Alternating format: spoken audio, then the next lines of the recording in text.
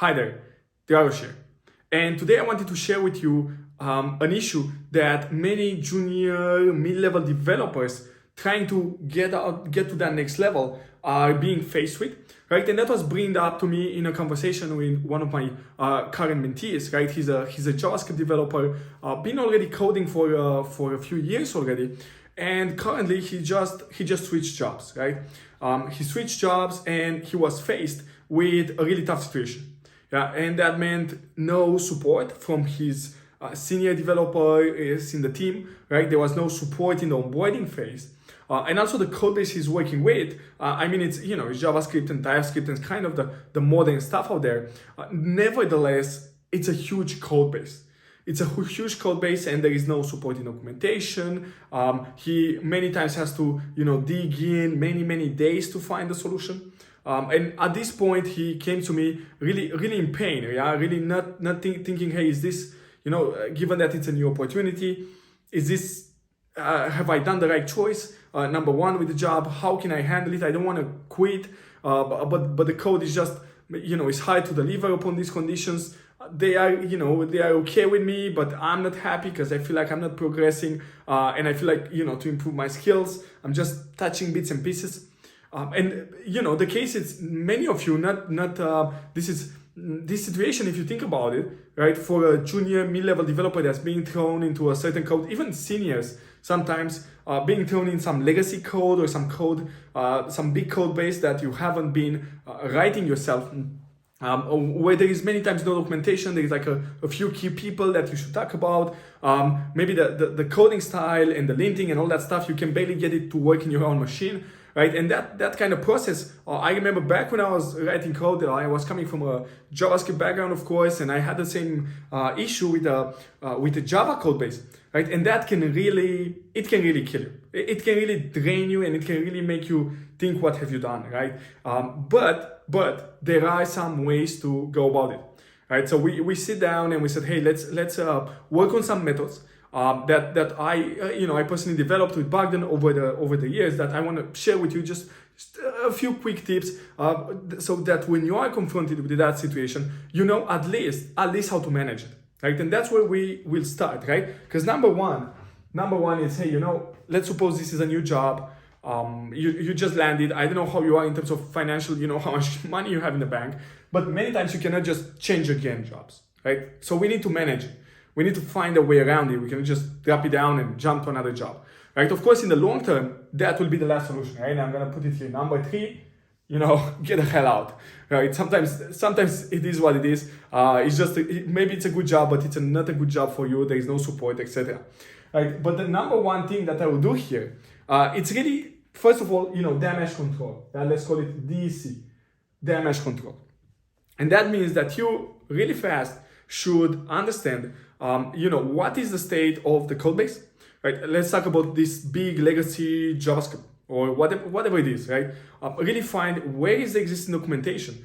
And usually the existing documentation is in certain people's head, which when you just landed on a new job, it's pretty tough, right? But the number one priority should be to either do some damage control by mapping out, at least at a high level, and then at a lower level, the modules and the code base that you're going to work with, right? You want to get your hands on that as soon as possible. And for me and for many people, what really helps is understanding things at the bigger picture first, and then zooming in. Right? That means, if you're working in let's say a code base with 14 different modules, let's say you have React in the front end, maybe some Java in the back end, who knows? Right? You want to really understand, hey, what are the interfaces here? What are the different pieces? What am I, most likely going to work on? What's the API that I'm gonna, I will have to talk with, to interact with on a daily basis, right? And where are these things documented? And if there is no documentation, who are the key 4 or 5 people that I need to talk about? Damage control, first thing, right? And from this damage control, I call it a damage control policy, but it's really about maximizing, the amount of information, mapping out the amount of information you have about the code base, about the processes, about the people, right? The procedures, how is the deploy being managed, etc. And you can do this simply by having a coffee with someone, telling them, hey, I'm new on this piece of code. I used to do that with the QA persons in any software company. There's always a manual tester that's been around. It's really nice. Nobody talks to them. They just send them things to test. And they are really helpful and super kind people that would always open a hand. Many times the developers were a bit more grumpy, a bit more under stress. The QA people, many times, especially at the end of the sprint, were the most helpful. Right? So that's number one. I would use, understand, first of all, the code, right? But also the processes and the people. Yeah, and the people. And that, it's as easy as, buying someone a coffee. And also making sure, I know it's boring, but making sure you get there, take a look at the documentation. Take a look at the documentation. I know it's the last thing we like. We hate reading docs. The developers, we love look at the code, get something done, and go by your day. But this is probably the most important, because this will buy you time. This will buy you time to understand, right? Number two step, it's really understanding, hey, okay, this is the status quo. This is where we are at. Is it, what should I do? Should I stay here or should I move on? Was it just an overreaction because it's a new environment, new people, new code? And also with these remote setups, it's really easy to fall into this. I feel alienated. I feel that no one is really helping me, because we are all behind computer screens, and if you're not highly proactive and really don't care about these barriers, like mentally, it's easy to fall into, hey, I'm an island, right? And nobody kind of talks to me. I feel like I'm just bug fixing stuff, right? And the second part would be to have a strategy, right? If you started, let's say, many times when you have someone that's a bit more beginner, maybe mid-level or even junior, and you're an IT manager and you have like a big code base, you want to put them on fixing some bugs first to get them used, right? To help them get used to the code. And the problem there is that this person, if they stay too much time there, they're like, which is you, the developer, is like, hey, what am I doing here? I'm not learning anything, right? So you want to see if this pattern, right? If this pattern is something that's something on the long term, or it's something that we can deal with. Yeah, is this something will I get better features, right? Maybe this legacy code base, there is a migration plan in place, and maybe I can be that person that kind of helps lead towards make a successful transition there, right? So here you will have to put yourself a deadline, right? And after you've done all the damage control, after you probably delivered 1-2 tickets, right? It's time for you to map out the playing field. Who's the senior? Who's doing what? What's the potential of growth for me? And usually, if you stick around long enough in an IT company, let's say 3 to 6 months, yeah, that should be you should have a good feeling whether you want to stay there or not, right? Many people live here. There are opportunities being uncovered. Of course, for you to take advantage of this thing, you need to be sharp and you need to be on the spot, and you need to have this strategic thinking. Hey, where do I want to be first? The company won't tell me. This is a big one. I can talk about it in another video, but many developers are just going with the flow, hoping that, they will do it for me. The company will. There's this dependency, especially employed people. Freelancers, when you start being a bit by yourself, you become a bit more proactive, more self-reliant. But when you work in a company for a long time, you're a programmer there, they pay your salary, it's easy to just go with the flow. And that go with the flow stops you from actually getting opportunities and making sure that in 3 years from now you are a senior and a lead, not just another JavaScript developer, just another coder. Okay, so that would be number 2. Stay there 3 to 6 months and see what is signal and what is noise. Okay, and now we go on to number 3, and of course I said number 3 it's living, right?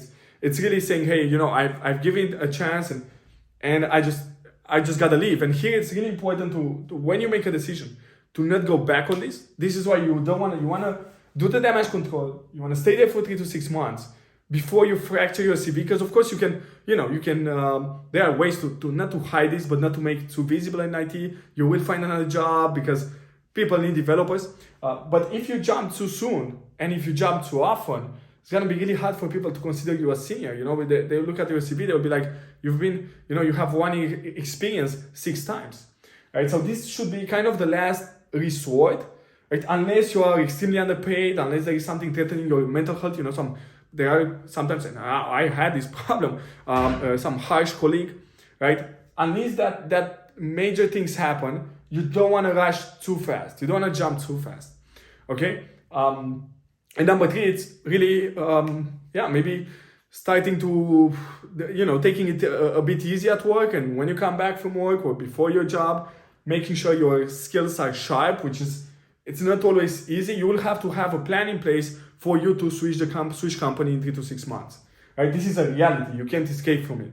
Right? If you're not happy, if you've done these things and you're not happy, you're gonna have to move on. And don't wait until things get critical, because that's when people, they wait, they tell themselves, no, it's gonna work, and then one day it just kind of blows up. They have some conflict with the senior developer, and then they just leave the company.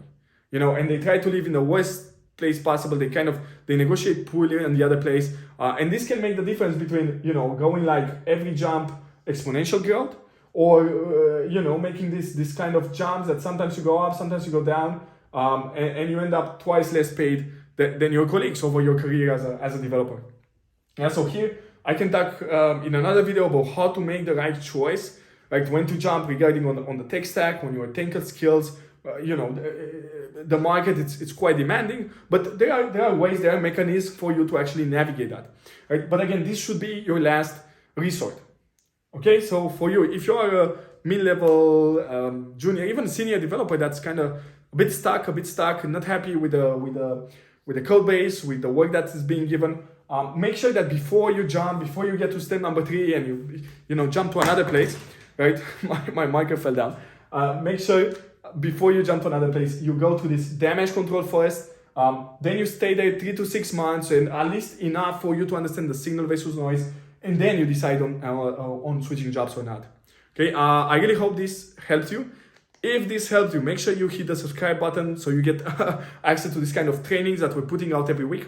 And drop me a comment. How did you deal with that? How are you dealing with this situation? I will really take time and answer to all the comments, all of you in comments, and I see you in the next one.